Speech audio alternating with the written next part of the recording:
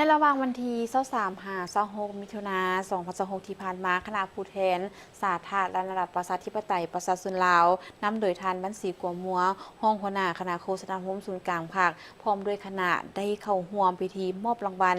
การประกวดวิดีโอสั้นมิตรภาพและการร่วมมืออาเซียนจีนครั้งที่ 5 ที่นครหนานหนิงสาธารณรัฐประชาชนจีน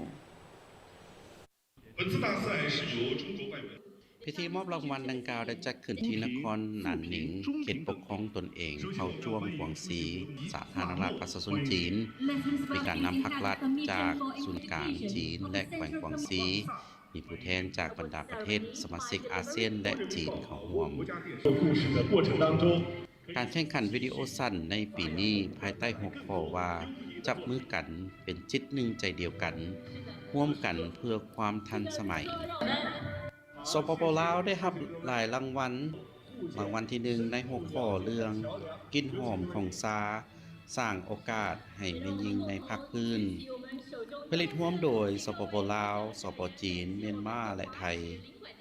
รางวัลที่2จากสปป.ลาวในหัวข้อเรื่องแสงส่องทางร่วมกันที่เว้าถึงการพัฒนาในสปป.ลาวนอกจากนั้นสปป.ลาวยังได้รับรางวัลดีเด่นอีก3รางวัลในรูปเงาเรื่อง Hands of Hope เรื่องความฝันตีนเป่าท่ามกลางดอกจำปาและเรื่องเส้นทางแห่งความฝัน Excellencies, ladies and gentlemen, today's award ceremony is an โอกาสดังกล่าวท่านนางดารณีพรหมวงศารองรัฐมนตรีกระทรวงวัฒนธรรมและการท่องเที่ยวแห่งสปป.ลาวได้กล่าวในพิธีว่าการมอบรางวัลครั้งนี้แม่นกิจกรรมสำคัญของยุทธศาสตร์หลักที่สนับสนุนให้แก่คอริเริ่มหนึ่งแล้วหนึ่งเส้นทางและยังเป็นการประกอบส่วนเข้าในการจัดตั้งแผนเวียกงานว่าด้วยการเสริมขยายการร่วมมืออาเซียนจีนเกี่ยวกับแถลงข่าวและสื่อมวลชนพร้อมทั้งด้านวัฒนธรรมและศิลปะฮิตของประเพณีและวิถีชีวิตของอาเซียนและจีนสู่สายตาของประชาคมโลกผ่านสื่อรูปเงาและวิดีโอสั้นชื่อเรื่องของพวกเขาแมนแสงหอมทางซึ่งอธิบายเกี่ยวกับการที่เรียกผลของการพวกเขาเข้าไปในท้องถิ่นพอเข้าไปเพียงเข้าเพียงแต่เทคโนโลยีเข้าไปพวกเขาจะเห็นอะไรให้คนท้องถิ่นเขามีแสงสว่างมีไฟยืนทาง